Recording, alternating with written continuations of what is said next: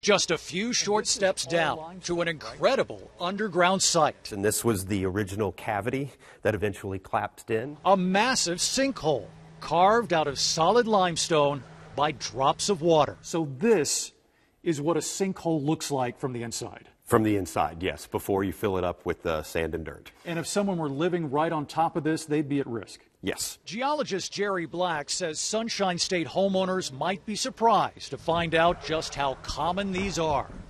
What are the chances of someone having a house in Central Florida and living on top of something like this? Very good.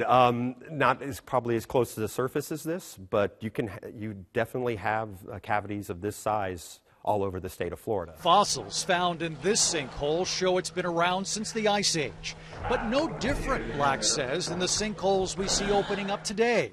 These are just a few of his pictures. The one thing they all have in common is water. Rainwater is going to turn into groundwater, and that's what's naturally acidic. That's the device that dissolves the limestone and will help create these cavities. What is unusual about this sinkhole? It's easy to get inside. Called the Devil's Den, it's open to tourists for viewing and diving. And dive instructor Prince Johnson takes me under for a look. I find that this seemingly placid pool of water is anything but.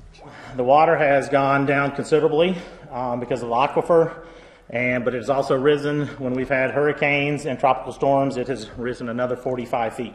45 feet? 45 feet. So the water's constantly going up and down? Up and down. Depending on drought or hurricane? Correct. Down here, it's easy to see how fluctuating groundwater has silently wreaked havoc.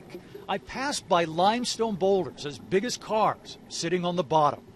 And these same forces are still at work, compounded by the demand for fresh water. It is progressively dropping yearly, and that's basically over the whole state of Florida.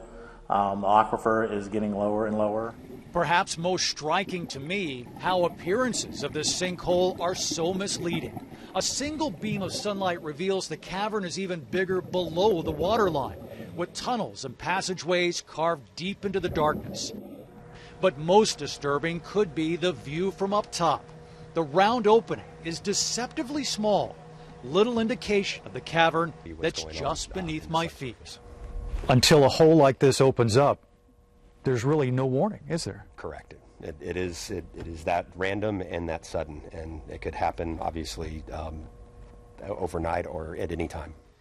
It can, and it does, with thousands of sinkholes opening up in Florida every year.